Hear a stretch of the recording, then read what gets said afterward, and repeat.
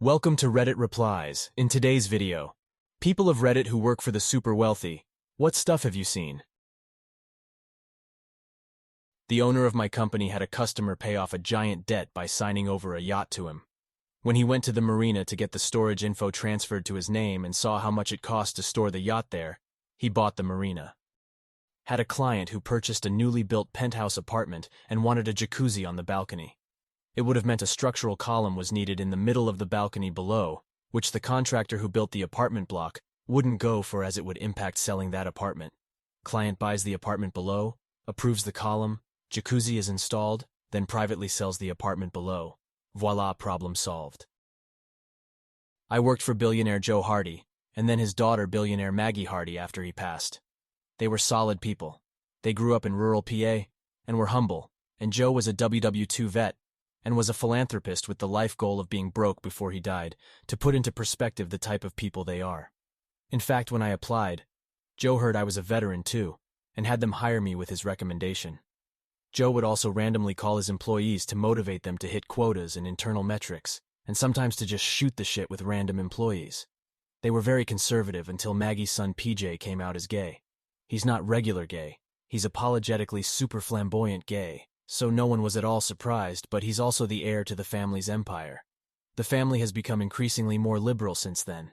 In fact, here's pictures of PJ's wedding. They have everything you would imagine billionaires to have, but they're apologetic weirdos in a very good way, which is where PJ gets it from. I enjoyed my timing working for them. Maggie is a beast herself, and I have literally seen her give out a $56 million bonus to a sales employee one year, because the guy sold $1B in gross sale in a year. She's honestly made many of her employees instant millionaires, but that was the largest I ever seen, and probably ever will see. She doesn't give her employees anything for free, but she's very generous in rewarding you. I briefly cleaned houses one summer, and these houses were insane. Some had elevators. Some had stalls in their master bedroom. One had a literal cave manufactured in the bathroom, with shower heads all throughout it. You could walk from one end and come out the other side of the bathroom, split by a massive hot tub. What struck me as odd, in almost every house, was the sense of disuse. They had grand pianos covered in dust, expensive lamps and throw pillows with the tags still on them, sprawling playrooms with every toy any child could want, totally devoid of playing children. The weirdest house I cleaned, though, wasn't huge and it wasn't gorgeous. It was pretty normal on the outside, but inside the entire house was filled with piles of clothes, everywhere. I pulled aside my fellow cleaner and asked, with all sincerity, how to clean this house. She told me to go around the piles as best you can.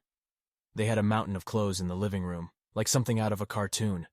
Every couch had stacks of brand new clothes with tags on them. They were the only folded clothes anywhere. In the bedroom it was the same. Smaller piles in every corner, couldn't fully open or close doors around them. The kids' bathroom didn't even have a shower curtain. Best guess after cleaning that house as best we could is that they don't wash clothes. I think they just buy more and discard the dirty clothes into the piles. I think about that house a lot and wonder if they ever got their shit together. I'd honestly be too embarrassed by that to even hire a maid. I'm a dentist and used to own a dental office in an extremely wealthy area. I feel like really rich people come in two flavors, very humble and generous or just 100% a hole. Most are the a-hole, not much in the middle. True wealthy people care a lot about time, not money.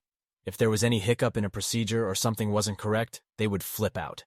99% of the issues they would flip out about I could fix, but that meant they had to make another dentist appointment, which wasted their time. I hated working on rich people. Best day of my life is when I sold that dental office. My friend is a mechanic. A wealthy, fat, famous, and all-round unlikable entrepreneur came into his work one day and took a liking to his coworker. He asked my friend's coworker to come and work for him maintaining his car collection. It was really good pay, and he got to work on some cool cars, so he thought, why not? His days were spent working on old, rare sports cars on his sprawling property, but every now and again he'd get sent to Europe or the United States to check out cars said entrepreneur was interested buying.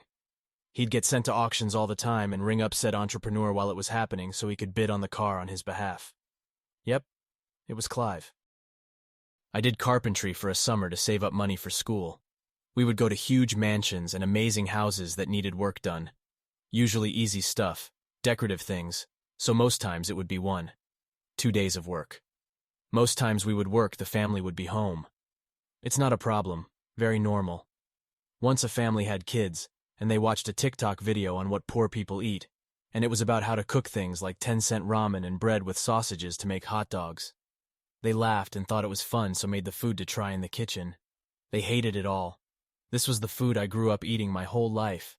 That packet of ramen was the same as the dinner waiting for me at home.